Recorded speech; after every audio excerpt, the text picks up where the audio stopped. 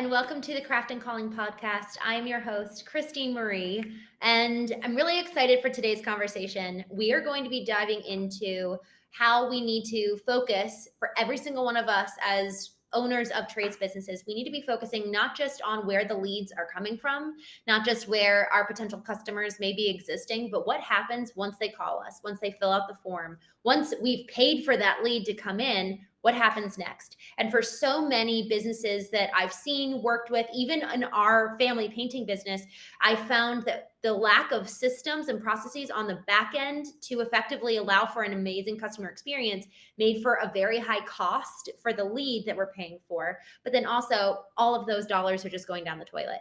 And so I can't think of anyone better to talk about this than the one and only Leandra Grenier-Green, and actually my co-founder of Foundation First Marketing. And so Leandra has worked as COO at the #1 Google Ads agency before coming over and co-founding this business with me, and has worked with a number of trades businesses herself.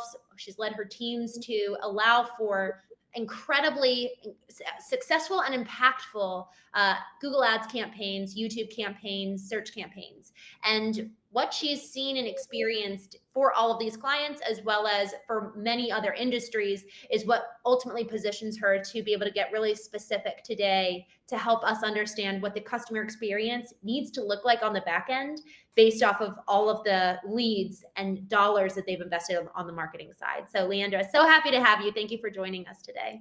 Thank you for having me. I'm so excited to be here. I feel like we are chatting all the time, but now we're on camera. This is great. Yeah, this is fun. We're being official here. So I love it. Leandra, I heard a story about one particular foundation repair company that was a client of yours in the past. And frankly, they were actually going to stop spending on Google Ads with you guys because they were experiencing a really low conversion rate with the leads that were effectively that your team was sending them. But then there was a little bit of a turn of events when you guys really dove into why that was. Can you share a little bit about that story?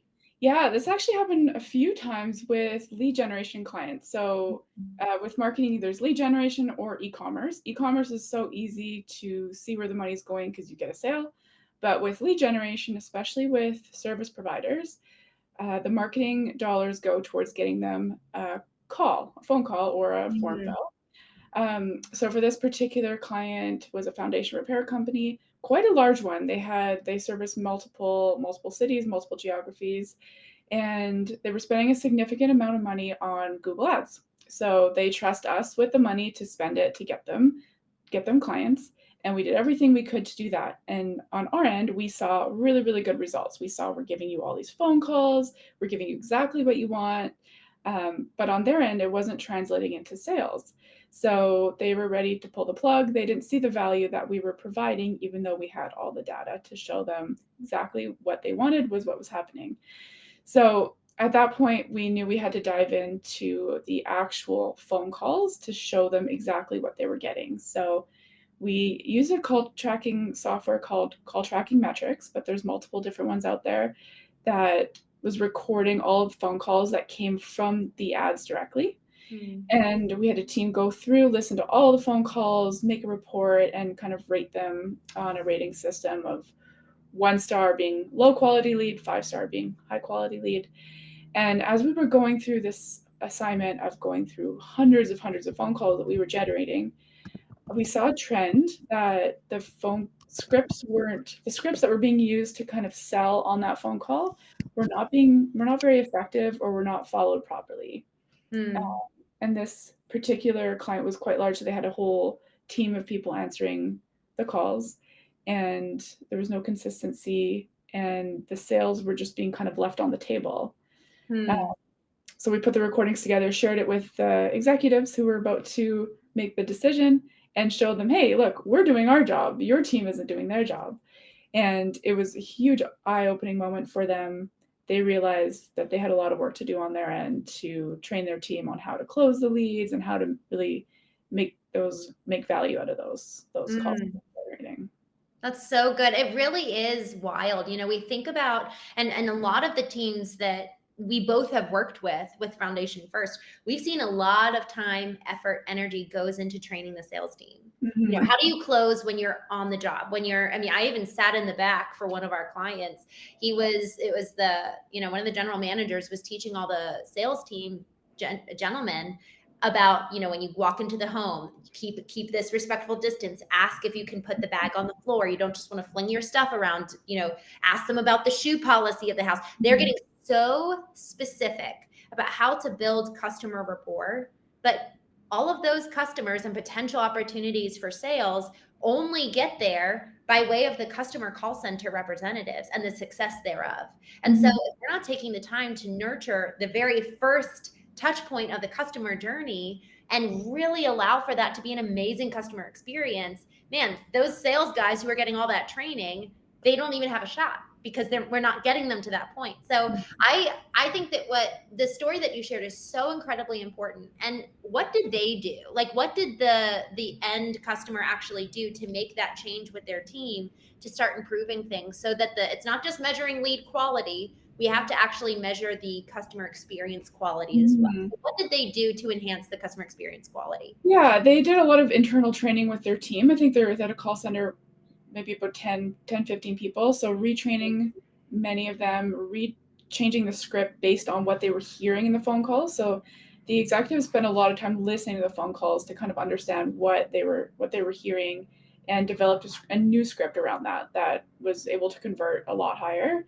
I think there were some personnel changes as well. There were some specific people that were not following what they were supposed to be doing, and that could be heard on the calls. So a lot of changes, and within a few weeks of implementing those changes, they saw that, okay, it is our role. We are making lots of changes and seeing that we're having a lot more booked calls, booked appointments, and that we're able to increase revenue overall. So they were able to directly tie back to the marketing efforts that we were doing and getting the revenue that they wanted.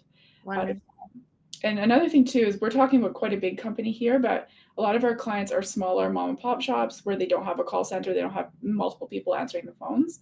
So even a lot of times it's a business owner or maybe one other person answering the calls, and that person might not have this as their dedicated role. They might be on the work site, they might be doing a bunch of other things, but something that's important too is timeliness to picking up that phone, because in a service-based industry, a lot of times if your basement's leaking, you're going to call, you need someone to come right away. So you call, and if that person doesn't answer, they're just going to move on right next to the next person on their list. So answering the calls right away is really, really important. And then giving that quality of customer service on that call right away.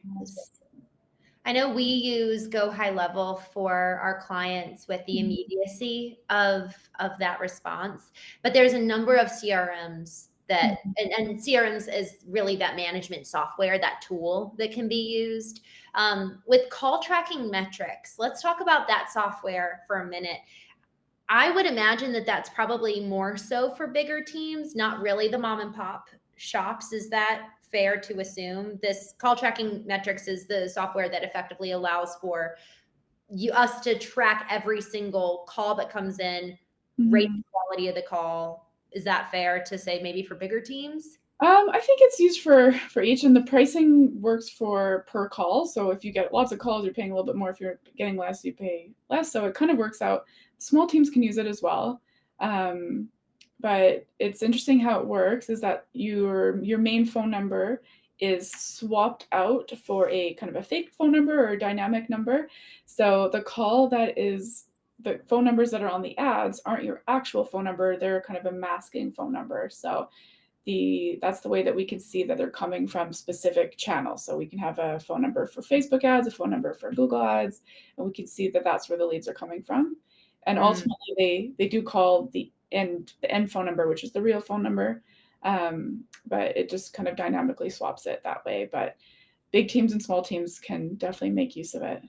Sure. I love that point of the dynamic number for attribution of the source, because maybe it's not necessarily, you can use it for multiple reasons. It sounds like not just for, hey, what's the quality of our calls? How are we doing on our end? What's the quality of the leads coming in? But also, where are the leads coming from? Yeah. Yeah, it can be used for print too. If you have a print magazine that you're putting an ad in, a local magazine, and you want to see the leads that are coming from that, you can have a dynamic number printed on there that goes Mhm. through the software, or on the website too. You can have the main number on the website swapped out with a fake phone number. Mhm. Track those as well. So. And y'all, the reason why that's so helpful is because if we are spreading our marketing dollars across multiple different activations, let's say, we're doing that print magazine ad, that's so hard to track. Mhm. But if it is that dynamic phone number, it's like, well, the only phone number that this exists for is for that campaign. And now I can see, okay, I spent $1,000 for that newspaper placement. Well, we got $25,000 worth of Mhm. jobs from that. Obviously that's a good expenditure of our ad dollars. So that's really, really helpful in that regard. And then for the let's get a little bit specific about tracking and about kind of the aftermath process. So they have call tracking metrics set up. They've got the dollars set up that are kind of on the back end in terms of maybe it's Go High Level, maybe it's some other type of data management platform that has all of the sold jobs.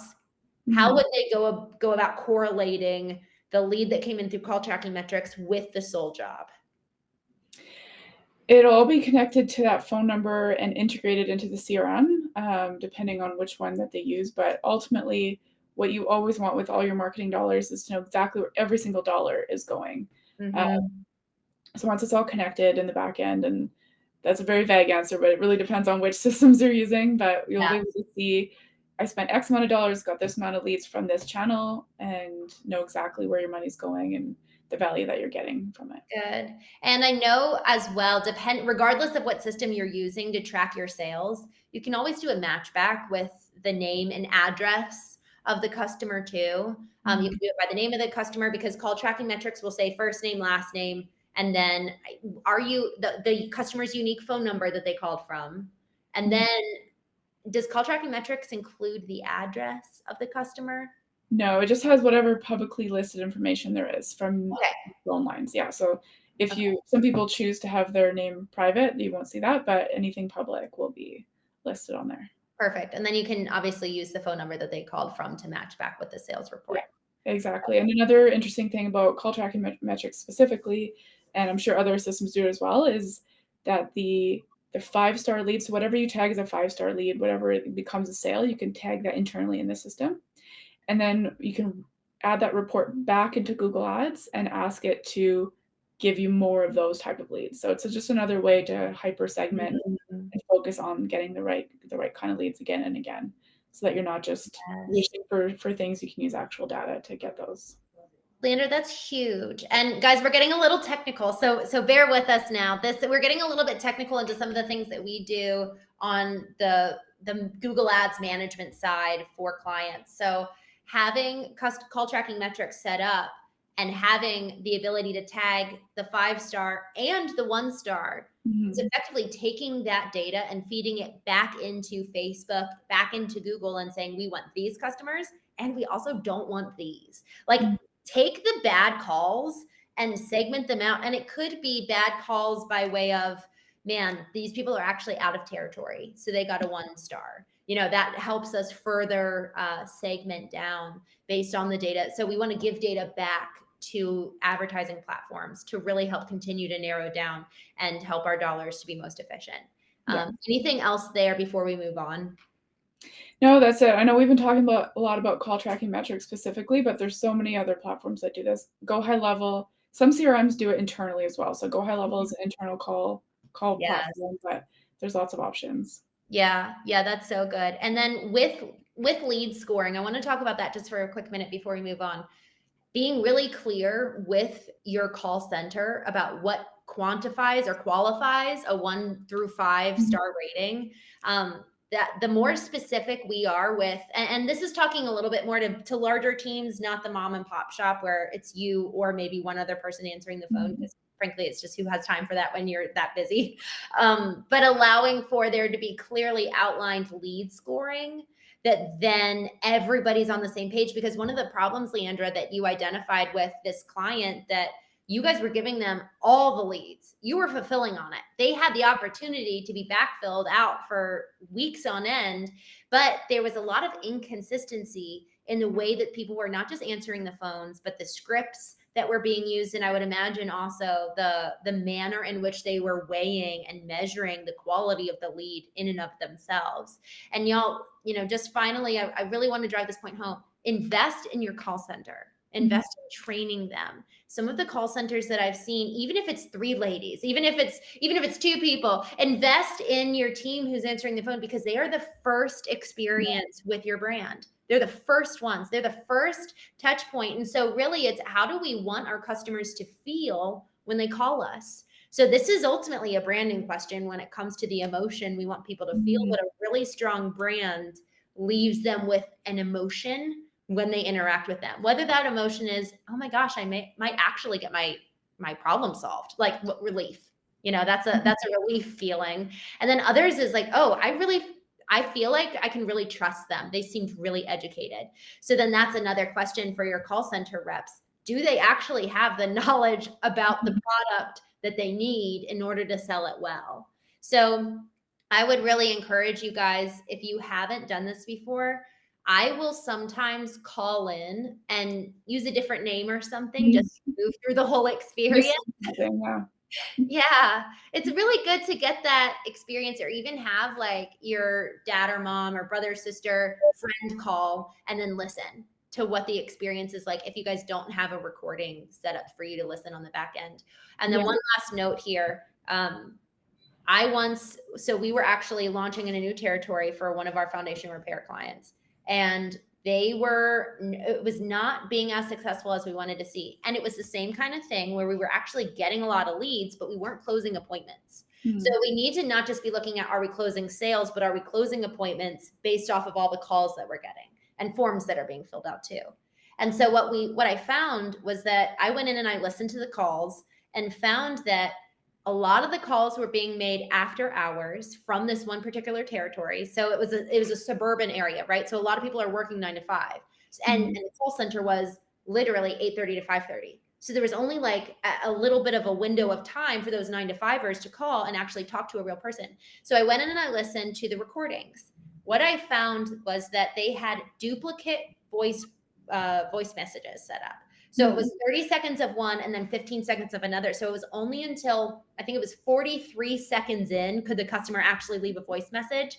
They were bouncing and jumping up, hanging off the phone at 30 seconds in. Who wants to, and especially when they heard it repeat again, it's like, okay, I'm done. They're hanging up. So do that process of calling to speak with your live agent, but then also calling to listen to the voice message. What is really the whole experience that someone's going to get? What's the emotion that they're going to feel? Because having a double voice message box set up, I'm probably going to feel frustrated by the time I actually get to leave my message. And then you just call the next company, your competitor, and go with them because they answered better. They had a better experience. Yeah, putting yourself in the shoes of your client is so important.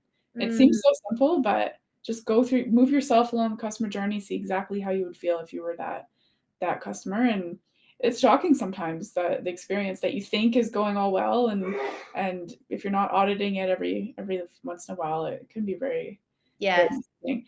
We've had a lot of clients too who thought they had the greatest customer service team, everything was great, and then when they did these audits or they were listening to the phone calls, they realized that they were just going to the competitors, or they were not selling their business. They were just kind of offloading it to a competitor if maybe they were too busy, or if that person was calling to ask for the competitor, and the client and the customer service rep, instead of saying, no, we're not that client, but we do the same thing, they would just give them the competitor's phone number and just kind of lose sales so easily.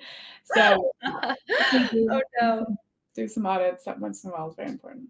I love that. And I'm glad you brought that up, Leandra, because one of the customers that we've worked with in the past, they actually set up incentives for their call reps. call centers, effectively for every single booked appointment, you get $1 or $2 or $3 or whatever it is, so that it's not just the salesman who gets some semblance of commission, but they do too. And then it's not just a booked appointment, but it's an actual, what did they call it? It was effectively an accomplished appointment. Something, I forget exactly what the term that they used, but it's not just booking it, because the next step is keeping the appointment on the schedule. That we keep them long enough so that they don't cancel it. Because one of the things that I was looking at with another client a year ago, I was looking back at the data for I think it was 2023, I was looking at the beginning of last year. And I was like, y'all, we had 11% of our total customers canceled their projects. This was sold customers. 11% of our sold customers we had to give money back to. What happened? And I got so upset about that. But no one else was looking at that data, because they're like, oh, well, we sold the job. Canceled appointments, canceled jobs are so incredibly important for us to look at in terms of data. It's almost like, Leandra, I think that this might be good for us to have for even just, foundation repair, foundation first marketing, where it's really talking about the foundations of your business, getting all of the foundation in place, set up so that you can run your business successfully. Let's create a checklist of like all the data points that people need to be looking at, because it's the canceled jobs as well at the very, very end of the customer journey. And then even beyond that, the bottom of funnel is, are these people actually referring you? Are they actually happy with the job you did? You can see it on the Google reviews, but are they actually referring people? One of our clients, 22% of their overall business revenue came from referrals. So we need to be watching those numbers and watching the data in terms of lead sources. And then how are we following through to, when we talk about the customer experience in general, at the end, the customer experience is effectively like a layer in parallel with the customer journey, because for every step of the customer journey, they're having an experience. So we need to be thinking about what's a 5-star experience at every single touch point of that customer journey. And so at the very end of the journey, bottom of funnel is, they're done their job. They're done. They've left the job site. What happens next? We need to be looking at how are we thrilling and delighting them later on, so that they're telling their neighbors the next time that their basement gets flooded, or the next time they need a new roof. And then how are we also staying in touch with them? Y'all, some of you have massive email lists that you're not tapping into. So that's another point too, where a lot of these customers, it's not just a one-time repeat or a one-time job. It could be repeat customers. Yeah. They'll buy a new house, they'll have rental properties, they'll have friends. There's always new business. So that's exactly right. The conversation goes beyond the sale. It goes on using that email list and having offers in there, or just reaffirming the relationship. Forever. Yeah. But keep them engaged is really, really important. That's so good. And then to your point about, call tracking metrics, there can be a phone number in the email that's dedicated to that email campaign for that offer. And maybe it's, gutters or something for the fall. And then there's a unique phone number for that. I love this. I'm wondering, when it comes to, the quality of lead, and really allowing for us, when we're analyzing, the actual campaigns themselves on the marketing side, we're going to get a little bit more technical here on the Google ad side of things. Do you have any advice for folks who are actually kind of doing the bootstrapping? They can't afford foundation first. They can't afford a Google Ads agency. They're actually the ones doing it. What would you say to them in terms of like how to get started, where to start at all if they want to start putting some money into a Google ad campaign? Well, it's all about testing different channels, because with marketing, we all know there's so many, everyone wants your money. There's so many places to put your money. But testing small amounts and seeing what actually works, because depending on what your business is, Google might be the answer, or maybe it's Facebook, or maybe it is print. There's so many different ways. So without an unlimited budget, just put little bits into each channel and see where there's a little bit of traction, and go from there and start building from there. But the most important thing is measuring and being able to see exactly where your leads come from, so that you can double down on those particular channels. I love that. And making sure that to your point of having the source data, where either we're asking the customer, and having some kind of tracking set up. It doesn't need to be expensive, but some kind of tracking set up to identify, okay, this was Facebook or this was Google, if you're going to be running concurrently. Yeah. That's really good to identify. And one thing too, in you being able to work with the #1 Google Ads agency, you worked with the Google Ads strategists in the world as well. And they talk a lot about how attribution is just nearly impossible because people see you across multiple channels and they need to be nurtured, especially depending on the type of trades business that you have. If it's, a commodity type of trades business, but normally it's in the moment, I need this company, and you kind of need to take quick action, so it's really looking at, how are we staying in front of people, but also what does our digital presence look like when people Google these keywords? And probably Google is a really good place to show up. Yeah, Google seems like the obvious answer for a trades business because you're there exactly when they search what they're looking for. But there's a lot of free options too. Like it costs nothing to have a Google My Business account, which is the listing that you see when you type in, plumbers near me, and you see on the map listing shows up there. And even just that, they can get a lot of business just from being on the map and collecting those 5-star reviews. So when you have a client that has a good experience, ask them to rate you a good review. I personally, whenever I'm looking for trades, it's always going straight to their Google reviews and making sure that I'm hiring the ones at the top ones. So collecting those Google reviews doesn't cost anything, and it's super kind of big to your business. Yeah. That's so good. Yeah, I love the mention of the free options, and honestly, you can be posting on social for free too. You can, if you're just being faithful to take a selfie, when you're at somebody's job, that's going to be really, really helpful. And then if you put the location and the service in the description, Google ranks for social and the content that's there. And also, it's not just the search engine rankings. There's a lot of people searching on ChatGPT these days. And so the more that we're talking and writing content on social that could be found on by a kind of an answer engine. So writing more FAQ type content, not just like about us. That's going to be helpful too in terms of free. So I love that. Thank you for mentioning that, because I think that that's the first place to start is, have I checked all the boxes for all the free forms of advertising that I can? Even it's shocking how many clients just don't have basic listing directories set up, like the Yelp listings or whatever other kind of local directories. Doesn't cost anything, just a little bit of time.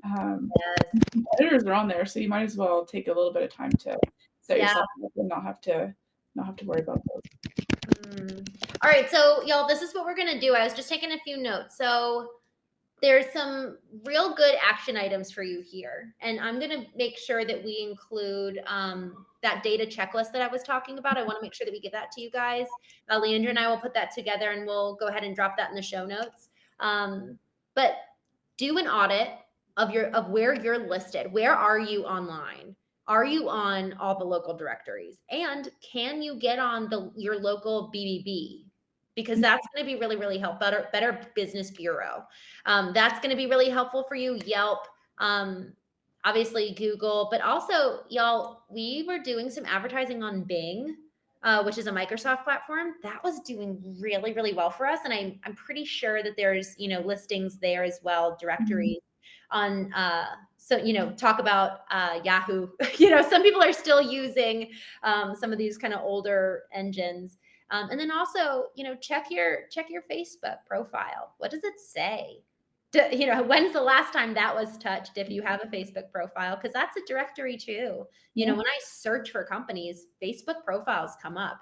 And especially if you've got more Facebook reviews than maybe Google, then really cultivating your Facebook is a really good place to be as well. Because people do, especially on neighborhood pages, I see a lot of people ask questions of, hey, I need a new landscaper. Hey, I need a new roofer. And people are like, this is who I used. And then they tag the company page in their response.